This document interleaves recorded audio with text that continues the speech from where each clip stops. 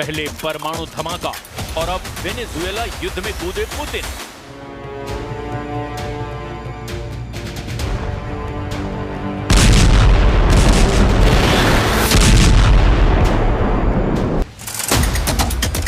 Trump के किले में घुसकर रूस लेने लगा यूक्रेन युद्ध का हिस्सा।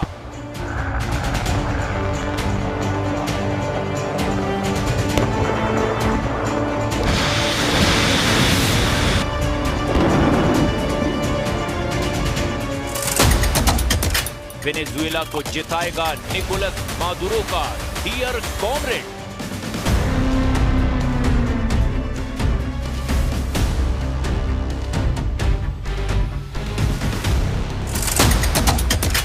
पुतिन का लाल नक्शा, धरती पर बचेगा सिर्फ एक अमेरिका।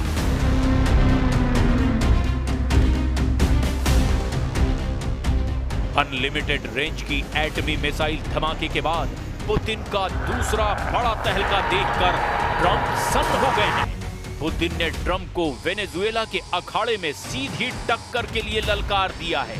रूस के मिलिट्री प्लान की वेनेजुएला में लैंडिंग हो गई है।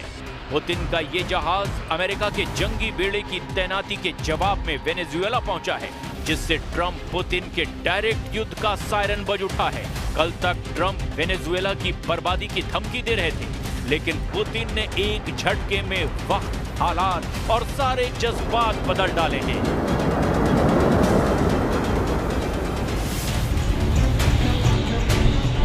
वेनेजुएला में ट्रंप युद्ध का सारा इंतजाम कर चुके हैं। अमेरिका ने भारी सैन्य तैनाती कर रखी है। अमेरिका का एटमी जंगी बेड़ा कैरेबियन सागर में मचल रहा है। सुपर पावर की न्यूक्लियर सबमरीन एक्शन मोड में है।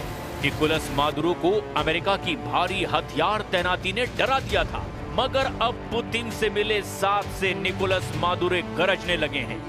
मादुरो ने ट्रंप को चेतावनी दी है कि वो युद्ध की गलती भूल कर भी ना करें। पुतिन ने मादुरो के पास कोई मामूली प्लेन नहीं भेजा। रूस का ये मिलिट्री प्लेन सीधे सीधे प्रेसिडेंट ट्रंप को चैलेंज है। मिलिट्री प्लेन की पूरी डिटेल आगे जानेंगे। उससे पहले जानिए कि ट्रंप का वॉर प्लान आखिर क्या है। क्यों वेनेजुएला को बचाने के लिए पुतिन को लैटिन अमेरिका वॉर जोन में कूदना पड़ा है।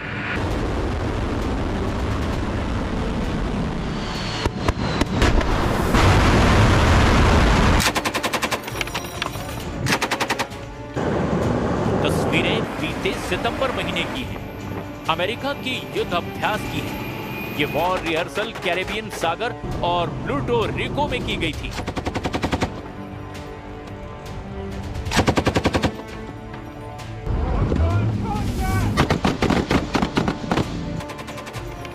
युद्ध अभ्यास में यूएस मरीन कमांडो ने नेवल स्पेशल वॉरफेयर बोट पर ऑपरेशन किया।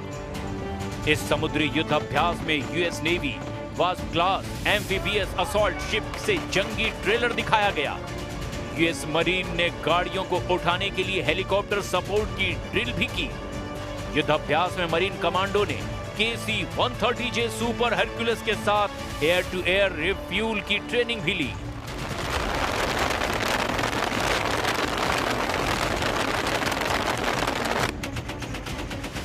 मतलब ये कि ट्रंप ने समुद्री अखाड़े में 2 महीने पहले ही युद्ध की तैयारी शुरू कर ली थी।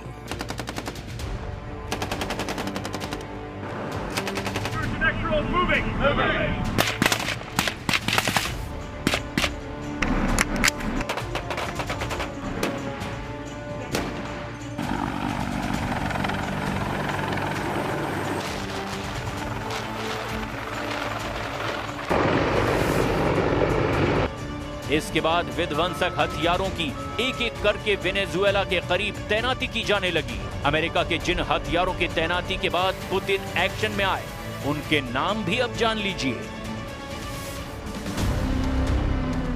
पुतिन के लिए अमेरिका का जंगी बेड़ा यूएसएस गेराल्ड आर फोर्ड सबसे बड़ी टेंशन बना।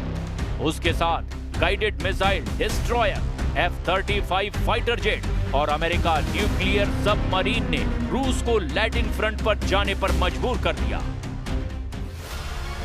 2 दिन पहले अमेरिकी नेवी के डिस्ट्रॉयर USS ग्रेवली को वेनेजुएला के करीब देखा गया। बाद में इसकी तैनाती त्रिनिदाद और टोबैगो में की गई।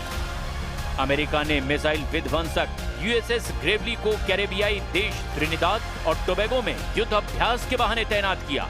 30 अक्टूबर तक ग्रेवली की मौजूदगी त्रिनिदाद और टोबैगो में रहने वाली है। त्रिनिदाद और टोबैगो ट्रंप के ड्रग कार्टेल के खिलाफ सैन्य अभियान में बराबर का साझेदार है। निकोलस मादुरो से त्रिनिदाद के और भी कई विरोध के कारण हैं, जिसकी वजह से अमेरिका ने हथियारों की तैनाती की और हाल के दिनों में कैरेबियन सागर में भयानक हमले भी किए हैं। बीते कुछ दिनों में अमेरिका ने 10 हवाई हमलों में 38 से ज्यादा लोगों को मौत के घाट उतार दिया। अमेरिका ने मारे गए सभी लोगों को ड्रग तस्कर बताया। बात इतनी भर नहीं, अमेरिका ने CIA एजेंट से वेनेजुएला के अंदर बड़े ऑपरेशन अंजाम देने शुरू कर दिए। वेनेजुएला के इंटीरियर जस्टिस और पीस मिनिस्टर डियोसडाडो कैबेलो ने जानकारी दी है कि CIA के 3 एजेंट को हिरासत में लिया गया।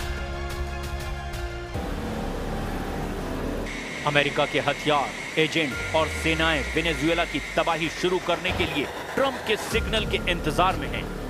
वहीं प्रेसिडेंट ट्रंप दावा कर चुके हैं कि वेनेजुएला से युद्ध की नौबत नहीं आएगी, मगर निकोलस मादुरो बार बार ये डर जता रहे हैं कि अमेरिका कई देशों के साथ मिलकर वेनेजुएला को बर्बाद करना चाहता है। ट्रंप ने निकोलस मादुरो पर तानाशाही के आरोप लगा रखे हैं।